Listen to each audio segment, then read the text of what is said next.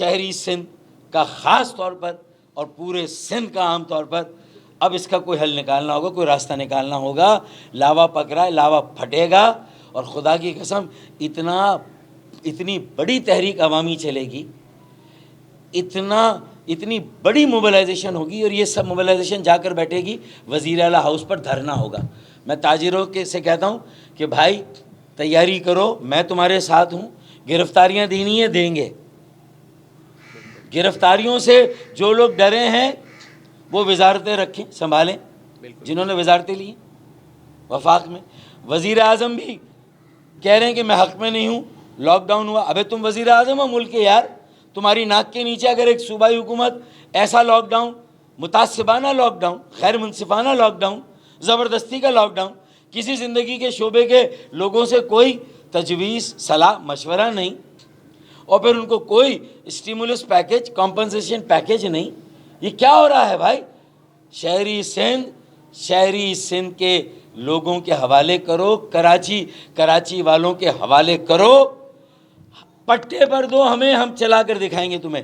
Tax لیتے رہو، motor vehicle tax لو، building control کی، تم سب کچھ لو، لیکن اس کا نظم و نسق اور اس کو چلانے کا اختیار یہاں کے لوگوں کو دے دو.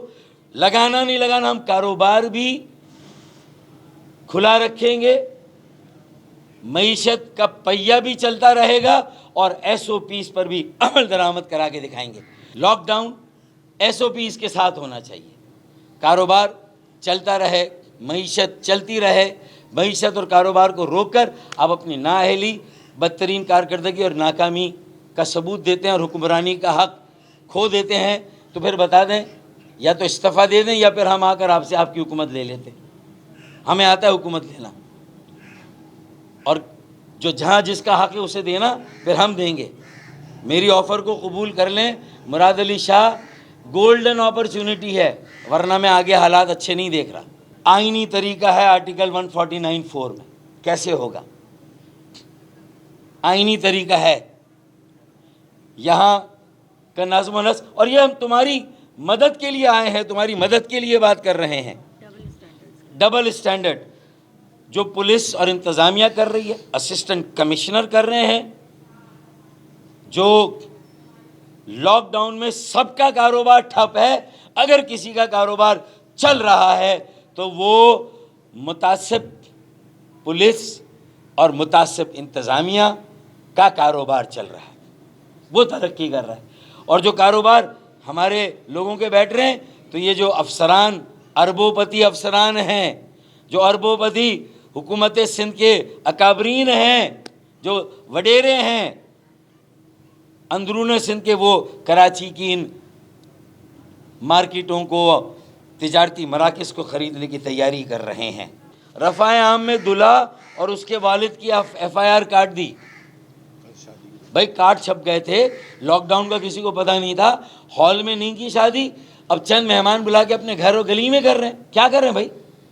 کتنی شادیاں منسوخ کریں گے آپ؟ کیا شادیوں کو روکا جا سکتا ہے کیا؟ ہے بھائی؟ بالکل نہیں. تو ان کے خلاف ایف آئی آر. اور پی ٹی آئی کے ایم این اے اسلم خان کے بیٹے کا ولیمہ خیابان شہر میں 500 لوگوں کو مدعو کیا گیا. پولیس نے وہاں جا کر صرف تنبیہ کر کے خاموشی سے ذرا لائٹ کو کم کر کے پروگرام جاری رکھنے کا مشورہ دیا. پولیس کنسلٹیشن کر رہی ہے. بیٹی کا ولیمہ تھا، شادی تھی، جو بھی تھا، نکاح تھا، بیٹی کی شادی تھی.